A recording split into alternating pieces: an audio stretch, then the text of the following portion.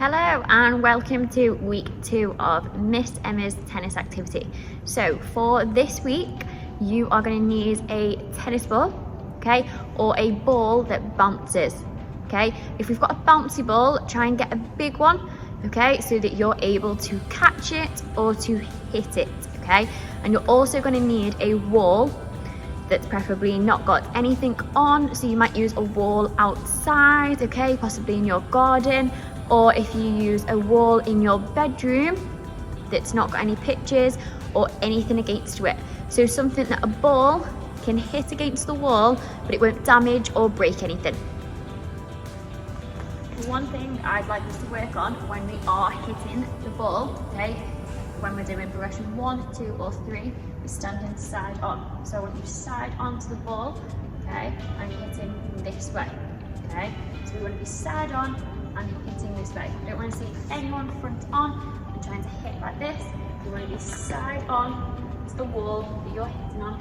You're going to hit that ball against the wall. So make sure we're in a side on position, okay, our knees are bent, we're on our toes, we're ready to move. And it's going to be a sideways motion where we can hit the ball. Best of luck with all the challenges, okay, and I hope you enjoy, and make sure you send some videos and some pictures in to me. So for this part, you're going to need a ball and a wall. Ball and a wall. You're going to stand against your wall, okay? Take 2 steps out, turn and face your wall. And what you're going to be doing is bouncing the ball and hitting it off your hand and hitting it back against the wall. Okay? So I'm going to bounce, hit, bounce, hit, bounce, hit, bounce, hit, bounce, hit.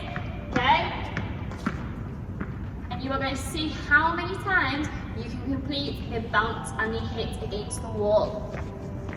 If you do struggle at all with the bounce and hit, you are allowed to have more than one bounce, okay? So it doesn't just have to be one bounce. So if you are struggling, allow the ball to have a couple of bounces and then try and hit it against the wall, okay? And if you want to stand closer to the wall or further away, see what works best for you. Great. For our next progression, you are going to need a hard back book, okay? So something that's hard, okay?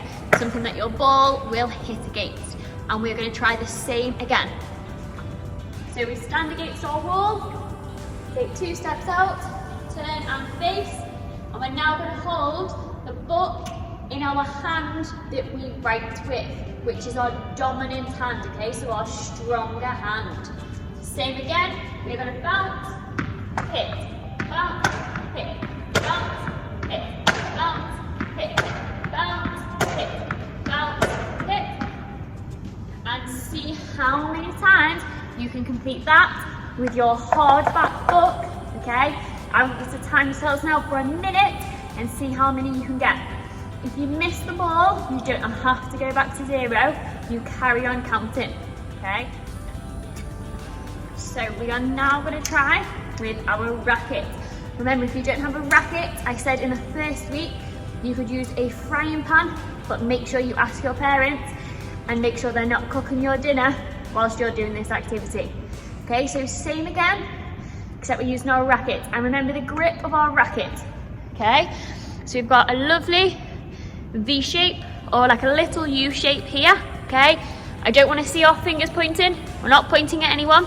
We're having our fingers like this. So we're gripping the racket, making a little U shape, okay? Little U or V shape round the handle of our racket. So, same again. We're going to bounce and hit, bounce, hit, bounce, hit, bounce. Okay? See how many you can do against that wall.